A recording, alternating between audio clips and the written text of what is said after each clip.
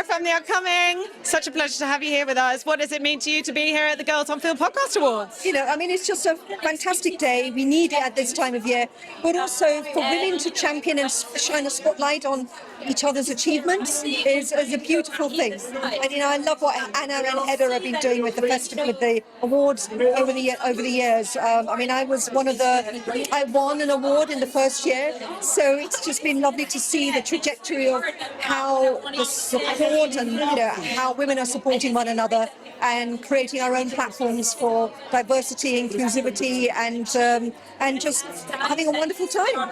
And it's one of these things where I always think, I guess in the future you would hope you wouldn't even need to throw a spotlight on women in front of and behind the camera anymore, because it's just, you know, par for the course that there's sort of equality in that sense. Where do you think we are, and why do you think we do need to still see more progress and still bang this drum, I guess? There's still a lot of work to be done. And I think that we need to continue pushing away. You know, we can't rely on, if we just rely on the general industry to include, to bring up the ratios and the statistics, you know, it's not going to happen.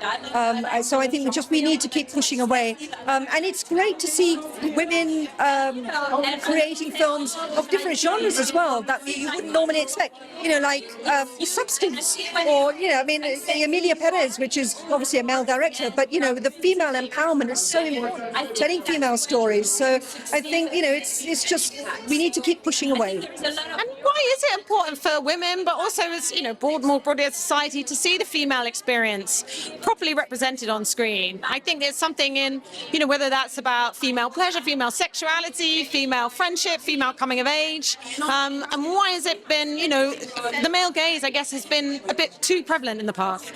Yeah, I mean, I'm a film composer, and so from my perspective as a composer and music's role in film, it has no gender, and it kind of enables us to, you know, why can't a woman composer write the next Bond score? You know, I mean, it's all about storytelling and emotions, you know, and women have great insight into the human condition as well.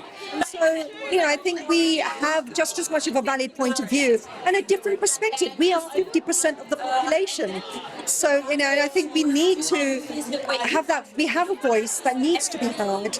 And, you know, I learn about the world through film. As a young child, I didn't have any female role models.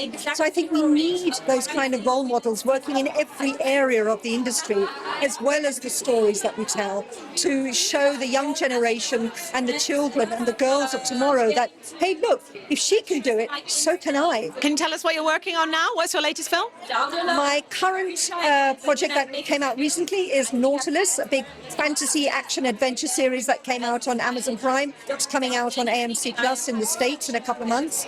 And I'm working on some AAA video games. I've got a lot of feature docs. I'm working for Apple, Netflix, Nat Geo at the moment. So, you know, a fantastic busy year ahead. If you could pick any of the films that are there on the nominees list tonight, what has been your favourite? You mentioned Emilia Perez. I was just fangirling Coralie there because The Substance was mine. But did you have a favourite film from the year? I think one of the first films that I watched during award season this year was The Substance.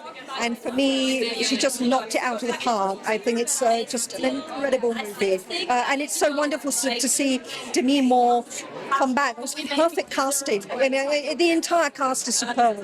And it's just lovely to see the director show her perspective, telling a female-empowered insight into how women are perceived these days, and especially older women, you know, a 50-year-old. I think that's so important, and she does it with such gusto. So it's a great film. 100%. I completely agree. Well, thank you so much for your time. Really enjoy the evening tonight. Thanks so much. Cheers.